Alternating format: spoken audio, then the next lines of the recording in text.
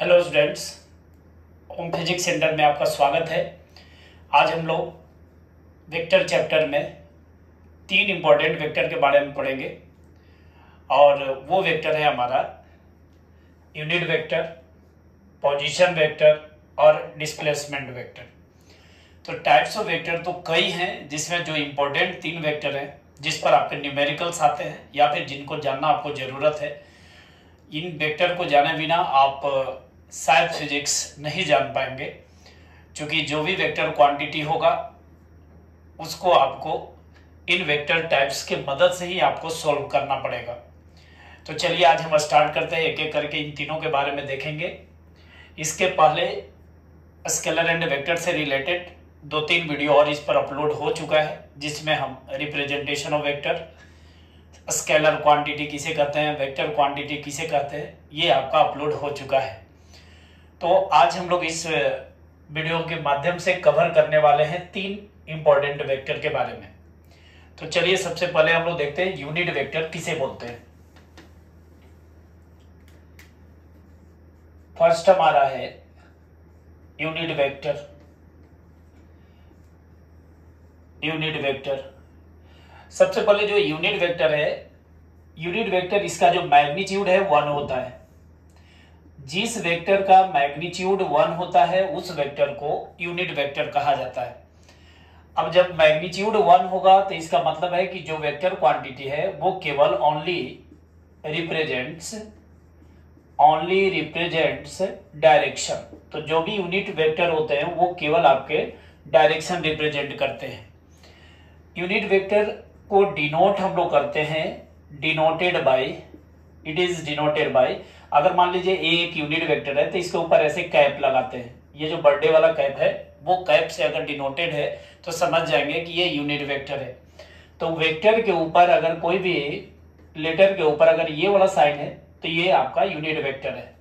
अब ये जो यूनिट वेक्टर है इसका जो मैग्नीट्यूड होगा, मैग्नीट्यूड आपको पता है कि हम लोग मॉडुलस से डिनोट करते हैं, ये मोड से। तो इसका जो यूनिट होगा, मैग्नीट्यूड होगा वो 1 होगा। तो डिनोट करते हैं हम लोग ए कैप से। यूनिट वेक्टर एक ऐसा वेक्टर है जिसका मैग्नीट्यूड 1 होता है। ये केवल रिप्रेजेंट करता है डायरेक्शन को। इसके बाद अगर कोई वेक्टर आपका दिया है और उसका यूनिट वेक्टर आपको निकालना है तो unit vector of A vector, किसी भी वेक्टर का जो यूनिट वेक्टर है वो आपका वेक्टर डिवाइडेड बाय उसका मैग्नीट्यूड ऑफ वेक्टर। जो भी वेक्टर है उस वेक्टर के मैग्नीट्यूड से अगर आप डिवाइड करेंगे तो वो यूनिट वेक्टर हो जाता है। तो ये बेसिकली यूनिट वेक्टर निकालने का आपका फार्मूला है कि वेक्टर को डिवाइड कर दीजिए उसके मैग्नीट्यूड से। फॉर एग्जांपल ए कैप अगर निकालना है तो वेक्टर ए को डिवाइड करना होगा उसके मैग्नीट्यूड से, वेक्टर ए के मैग्नीट्यूड से।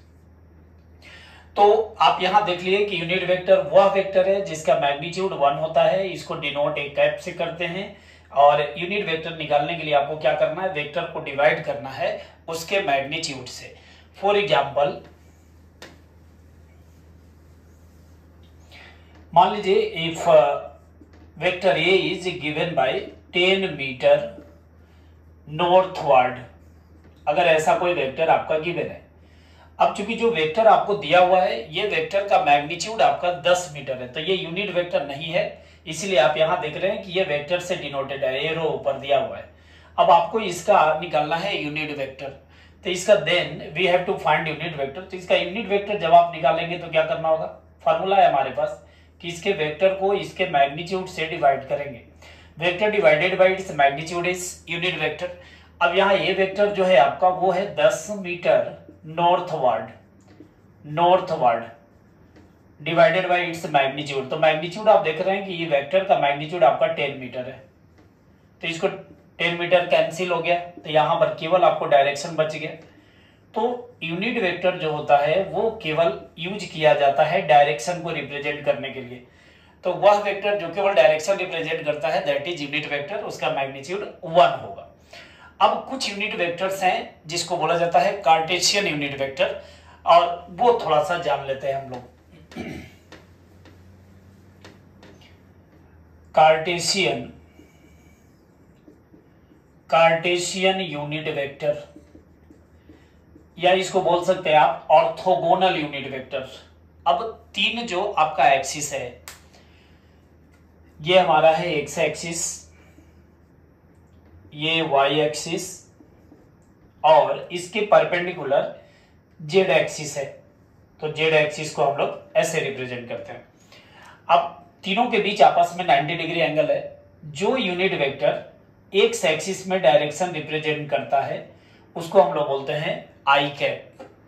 वाई एक्सिस में एक यूनिट वेक्टर है जिसका नाम है जे कैप और जेड एक्सिस में एक यूनिट वेक्टर है जिसका नाम है के कैप। तो तीन vector I cap, J cap and के कैप, ये जो तीन यूनिट वेक्टर है, ये तीनों को कहा जाता है कार्टेशियन यूनिट वेक्टर। आई कैप जो है वो डायरेक्शन बताएगा आपका पॉजिटिव एक्स एक्सिस में, जे कैप जो है वो डायरेक्शन आपका बताएगा I cap direction along positive X axis. इसका आई कैप का मतलब है कि वो डायरेक्शन बता रहा है पॉजिटिव एक्स एक्सिस में। माइनस आई कैप अगर होगा तो माइनस एक्स एक्सिस का डायरेक्शन रिप्रेजेंट करेगा। इसी तरह से अगर जे कैप देखें तो जे कैप आपका डायरेक्शन बताएगा पॉजिटिव एक्स एक्सिस में और के कैप जो है ये डायरेक्शन आपको बताएगा पॉजिटिव जेड एक्सिस। तो तीन यूनिट वेक्टर आई कैप, जे कैप और के कैप आपको ध्यान रखना है। आई कैप पॉजिटिव एक्स एक्सिस में डायरेक्शन रिप्रेजेंट करता है, जे कैप पॉजिटिव वाई एक्सिस में और के कैप पॉजिटिव जेड एक्सिस में डायरेक्शन रिप्रेजेंट करता है। अब यहां पर है कि अगर हम देखें आई कैप, तो चूंकि ये यूनिट वेक्टर है तो इसका मैग्नीट्यूड 1 होगा, जे कैप है तो इसका भी मैग्नीट्यूड आपका 1 और के कैप है तो इसका भी मैग्नीट्यूड 1 होगा। तो आई कैप, जे कैप और के कैप तीनों का मैग्नीट्यूड आपका 1 होता है। ये तीनों केवल डायरेक्शन रिप्रेजेंट करते हैं। मान लीजिए फॉर एग्जांपल अगर कोई वेक्टर ए आपको दिया हुआ है 50 आई कैप, ऐसा लिखा हुआ है vector A is 50 I cap. अगर वेक्टर ए 50 आई कैप है तो 50 आई कैप, यहां पर आप बताइए कि इस वेक्टर का मैग्नीट्यूड क्या है। ए वेक्टर इज इक्वल टू है 50 आई कैप, तो अगर ए वेक्टर का मैग्नीट्यूड देखेंगे तो मैग्नीट्यूड ऑफ 50 आई कैप। अब 50 आई कैप यानी कि 50 तो बाहर आ जाएगा, आई कैप का मैग्नीट्यूड आपका क्या होगा 1, तो इसका मैग्नीट्यूड कितना है 50। तो आप देख रहे हैं कि आई कैप का जो कोएफिशिएंट है ये आपका मैग्नीट्यूड बताता है। और ए वेक्टर का अगर आप डायरेक्शन देखेंगे तो वेक्टर ए का जो डायरेक्शन है वो आपका है पॉजिटिव एक्स एक्सिस। चूंकि यहां प्लस आई कैप है इसका मतलब है पॉजिटिव एक्स एक्सिस में इसका डायरेक्शन है। तो इसी तरह से आप जे कैप, के कैप दोनों का भी देख सकते हैं एग्जांपल में। मान लेते हैं कि यहां B vector is, vector B जो है आपका वो है -10 जे कैप। अब आपको पूछा है कि वेक्टर बी का मैग्नीट्यूड एंड डायरेक्शन क्या है। तो अगर आप वेक्टर बी का मैग्नीट्यूड देखेंगे, magnitude of vector B, mod of vector B, तो -10 जे कैप। अब यहां पर मोड से जो भी चीज बाहर आएगा वो पॉजिटिव ही होगा, तो 10 बाहर आ जाएगा, माइनस जे कैप का मैग्नीट्यूड 1 होगा। क्योंकि जे कैप का मैग्नीट्यूड 1 होगा तो यहां मैग्नीट्यूड 10 है। अब यहां कंफ्यूजन में नहीं रहना है, यहां जो आप माइनस देख रहे हैं ना, माइनस ये जे के साथ है, मैग्नीट्यूड कभी निगेटिव नहीं होगा, ये हमेशा पॉजिटिव होगा। तो मैग्नीट्यूड तो 10 है लेकिन इसका डायरेक्शन अगर आप देखेंगे, डायरेक्शन, तो इसका जो डायरेक्शन है वो आपका है माइनस वाई एक्सिस। अब माइनस वाई एक्सिस इसलिए है क्योंकि यहां पर निगेटिव है, माइनस जे है, तो प्लस जे आप देख रहे थे प्लस वाई में है, तो माइनस जे माइनस वाई एक्सिस में डायरेक्शन बताएगा। तो ये तीन वेक्टर आपके बहुत इंपॉर्टेंट है, बहुत काम के हैं आपके, आई कैप, जे कैप और के कैप। तो इस तरह से आप समझ गए होंगे कि यूनिट वेक्टर हम किसे बोलते हैं।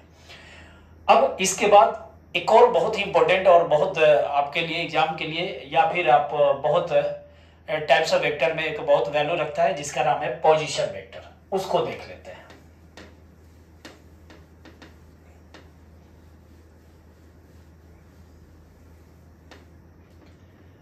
Position vector, position vector, position vector. अब अगर हम देखें यहां पोजीशन वेक्टर, तो चूंकि पोजीशन है तो यहां सबसे पहले आपको यह जानना जरूरी है कि हम तीन एक्सिस की बात करते हैं, एक्स एक्सिस, वाई एक्सिस और जेड एक्सिस। पोजीशन हमारा यही 3 एक्सिस में से किसी में होगा या 3 में भी हो सकता है। ये है जेड एक्सिस। जेड एक्सिस ऐसे नॉर्मली है। कोई अगर बॉडी है, कोई अगर पार्टिकल है, उसका कहीं ना कहीं कोई पोजीशन है। मान लीजिए कोई पॉइंट पी है तो इसका कुछ पोजीशन है। वो जो पोजीशन इसका है उसको हम लोग कोऑर्डिनेट से डिनोट करते हैं।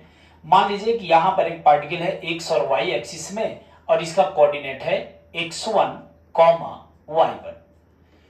कोई पॉइंट P है जिसका कोऑर्डिनेट है x1, y1, या कोऑर्डिनेट कर लीजिए या इसका पोजीशन है x1, y1। अब आप यहाँ पर ध्यान देना होगा कि किसी भी बॉडी को, अगर कोई भी पर्सन को अगर इस पॉइंट तक पहुंचना है तो वो हमेशा चलेगा कहाँ? ओरिजिन से। मानकर चलते हैं ओरिजिन से अगर हम देखा जाए तो यहां तक जाने के लिए हमको एक्स एक्सिस में x1 डिस्टेंस कवर करना पड़ेगा और y एक्सिस में y1 डिस्टेंस कवर करेंगे। x1 करने के बाद y में अगर हम y1 चले जाएंगे तो इस पॉइंट तक पहुंच जाएंगे। तो ये जो आप पॉइंट P को देख रहे हैं, इस पॉइंट P का अगर पोजीशन को हम ओरिजिन के रेस्पेक्ट में निकालते हैं तो इसी को बोला जाता है पोजीशन वेक्टर। किसी भी पॉइंट का पोजीशन विथ रेस्पेक्ट टू अगर आप ओरिजिन निकालते हैं तो वो पोजीशन वेक्टर बन जाता है।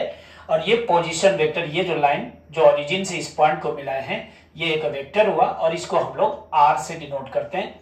तो पोजीशन वेक्टर जो है, position vector of point P, अगर हम पॉइंट P का पोजीशन वेक्टर देखें तो position vector of point P जो आपका होगा वो डिनोट करेंगे ऐसे RP vector is equal to क्या हो जाएगा? तो ध्यान देना है, ये जो पॉइंट P है उसका एक्स एक्सिस में वैल्यू है x1। तो यहां लिखेंगे P का जो पोजीशन वेक्टर है, यहां P लगा दिए, मतलब पॉइंट P का हम निकाल रहे हैं। आरपी वेक्टर एक्स एक्सिस में है x1, तो यहां लिखना होगा x1 i कैप प्लस, अब y में आपका y1 है y1 j कैप। तो ये हो गया आपका पॉइंट P का पोजीशन वेक्टर। पॉइंट P का पोजीशन वेक्टर क्या है? तो जो कोऑर्डिनेट आपका दिया है, x वाला कोऑर्डिनेट के साथ i कैप लगाना है, प्लस में y वाले कोऑर्डिनेट के साथ आपको j कैप लगा देना है। तो ये आपका पोजीशन वेक्टर हो गया पॉइंट P का। फॉर एग्जांपल अगर कोई एक और पॉइंट ले ले, मान लीजिए यहाँ पर कोई पॉइंट Q है और इसका कोऑर्डिनेट आपका दिया हुआ है x2, y2, z2। मान लीजिए तीनों में इसका कोऑर्डिनेट है, x, y और z तीनों कोऑर्डिनेट है। इस पॉइंट Q का आपको पोजीशन वेक्टर निकालना है, तो ओरिजिन से इसको मिलाएंगे। ओरिजिन से मिलाने के बाद ये जो हमारा होगा एरो, ये पोजीशन वेक्टर बताएगा। हमेशा ओरिजिन से जाएंगे पॉइंट की ओर, आर क्यू वेक्टर। तो यहां पर अगर आप देखें आर क्यू वेक्टर, तो आर क्यू वेक्टर क्या होगा? तो x में इसका कोऑर्डिनेट है x2, तो x2 i cap plus y2 j cap plus z2 k cap. तो ये हमारा हो गया position vector of point Q। Point Q का ये हमारा पोजीशन वेक्टर है। तो इस तरह से आप किसी भी पॉइंट का पोजीशन वेक्टर निकाल सकते हैं। जैसे अगर मान लेते हैं कि एग्जांपल, यहाँ पर कोई एक पॉइंट है हमारा, उसका नाम है अगर M और इसका कोऑर्डिनेट है 2, 3, -5। तो इसका कोऑर्डिनेट क्या होगा? ये इसका पोजीशन वेक्टर क्या हो जाएगा? RM vector. तो RM vector will be equal to, आप बता सकते हैं यहाँ पर 2i cap plus 3j cap -5k cap.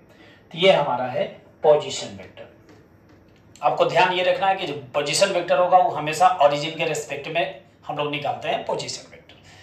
इसके बाद हमारा जो एक और इंपॉर्टेंट आपका वेक्टर है वो है आपका डिस्प्लेसमेंट वेक्टर।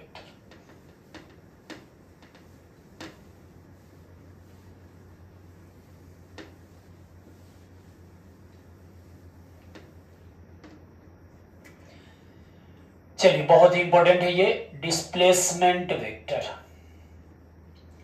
डिस्प्लेसमेंट वेक्टर, अब आप लोग ये तो जानते होंगे कि डिस्प्लेसमेंट किसे कहा जाता है। डिस्प्लेसमेंट, दो पॉइंट के बीच के शॉर्टेस्ट लेंथ को हम लोग डिस्प्लेसमेंट बोलते हैं। और ये आपका मान लीजिए एक्स एक्सिस, ये है हमारा y एक्सिस और ये है आपका z एक्सिस। 3 एक्सिस है। इसमें कोई दो पॉइंट आप ले लीजिए। मान लीजिए कोई एक पॉइंट हमारा A और एक पॉइंट है B। ए और बी के बीच का जो शॉर्टेस्ट लेंथ होता है उसी को हम लोग डिस्प्लेसमेंट बोलते हैं। अब हमको यहां निकालना है डिस्प्लेसमेंट ए और बी के बीच। तो ए और बी के बीच का डिस्प्लेसमेंट जब निकालेंगे, मान लेते हैं कि ए जो पॉइंट है उसका आपका पोजीशन है x1, y1, इसका पोजीशन है x1, y1, और बी का जो आप देख रहे हैं इसका पोजीशन है आपका x2, y2। और डिस्प्लेसमेंट वेक्टर हमें चाहिए डिस्प्लेसमेंट वेक्टर ए बी। मान लीजिए ए बी वेक्टर हमें निकालना है। तो जब भी दो पॉइंट के बीच का आपको डिस्प्लेसमेंट का वेक्टर फॉर्म में निकालना है, मान लीजिए ए से बी आपको डिस्प्लेसमेंट चाहिए, तो ये हो गया हमारा ए बी वेक्टर। अगर हम बी से ए की ओर जाएंगे तो एरो हमारा ठीक उल्टा होगा। तो ए बी जो डिस्प्लेसमेंट है और जो बी ए डिस्प्लेसमेंट है, दोनों का मैग्नीट्यूड तो सेम होगा लेकिन डायरेक्शन अपोजिट होगा। तो हम लोग अभी देख रहे हैं ए बी वेक्टर। जब आप डिस्प्लेसमेंट वेक्टर निकालते हैं तो क्या करना है कि दोनों पॉइंट के पोजीशन वेक्टर का डिफरेंस कर देना है।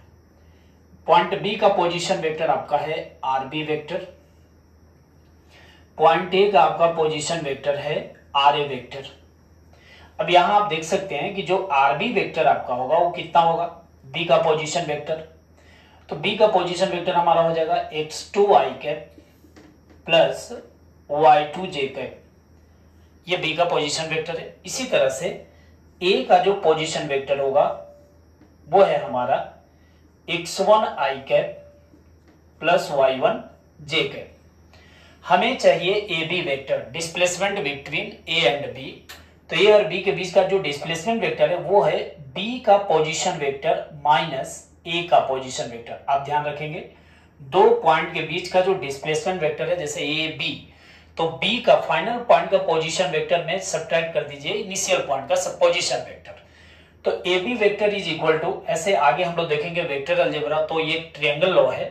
क्योंकि आप यहां देख रहे हैं कि एक ट्रायंगल बन रहा है और इस ट्रायंगल लॉ का रूल है कि जिन दो वेक्टर का डायरेक्शन सेम होता है वो दोनों का सम अपोजिट वाले साइड के डायरेक्शन जिसका अपोजिट है उसके बराबर होगा।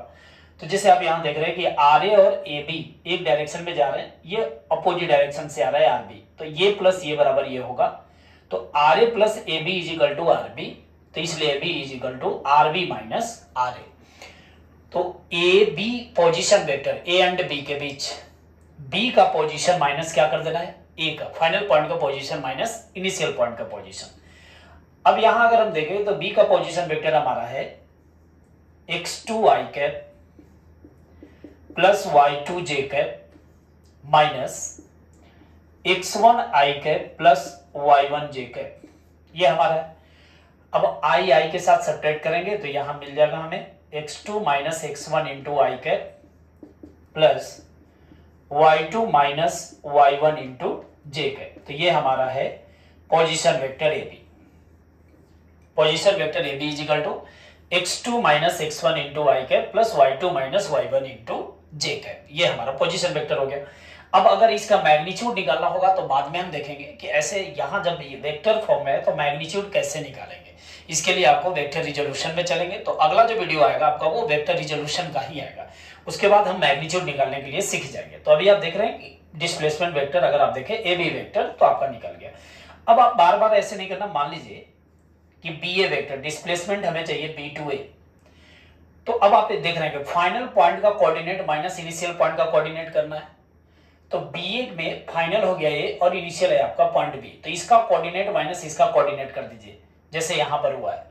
तो B A vector is equal to final है x1, तो यहां x1 माइनस लिखेंगे x2 into I cap plus y1 minus y2 into J cap, ये हमारा है डिस्प्लेसमेंट वेक्टर बी ए।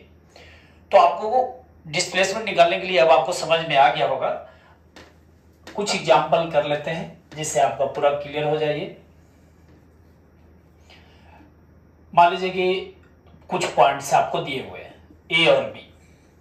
ये फर्स्ट क्वेश्चन ये करें कि ए का जो कोऑर्डिनेट है 2,0 है, 2,1,0, इसका है 3,2,0। हमें निकालना है ए बी वेक्टर। इसी तरह से 4,2,5, 2 माइनस 1 3। मान लीजिए दो एग्जाम्पल लेते हैं, 2 पॉइंट है, हमें चाहिए डिस्प्लेसमेंट ए बी वेक्टर। अगर आप इस केस में देखेंगे ए बी वेक्टर निकालना है, A B vector first case का, तो A B vector is equal to क्या बताया, ए से बी जाना है तो बी का कोऑर्डिनेट में से फर्स्ट वाले का माइनस करेंगे। तो एक्स में इसका 3 है, एक्स में 2 है, तो 3 minus 2, 3 minus 2 into I cap plus Y coordinate इसका 2 है, इसका 1 है, 2 minus 1 into J cap plus 0 minus 0, तो ये तो के कैप 0 हो जाएगा। तो यहां पर आपका आ गया आई कैप प्लस जे कैप, यानी कि ये पॉइंट ए और बी का पोजीशन वेक्टर हमारा आई कैप प्लस जे कैप है, ए बी वेक्टर। इसी तरह से अगर आप इसका देखें ए बी वेक्टर, तो यहां पर ए बी वेक्टर क्या हो जाएगा, 2 माइनस 4 माइनस 2 आई कैप माइनस 1 माइनस 2 माइनस 3 जे कैप और प्लस 3 माइनस 5, तो यहां हो जाएगा माइनस 2 के कैप। तो ये था आपका 3 बहुत ही important vector, unit vector, position vector and displacement vector. उम्मीद करते हैं आपको ये वीडियो बहुत अच्छा लगेगा या लग रहा होगा, तो आप जरूर इसे लाइक कर देंगे। अगले वीडियो में हम लोग पढ़ेंगे वेक्टर रिजोल्यूशन, बहुत इंपॉर्टेंट है, आखिर हम वेक्टर को कैसे रिजोल्व करेंगे। तो एक एक करके वीडियो में हम लोग सारे वेक्टर के कंसेप्ट को क्लियर करेंगे, उसके बाद फिर हम लोग मोशन स्टार्ट करेंगे।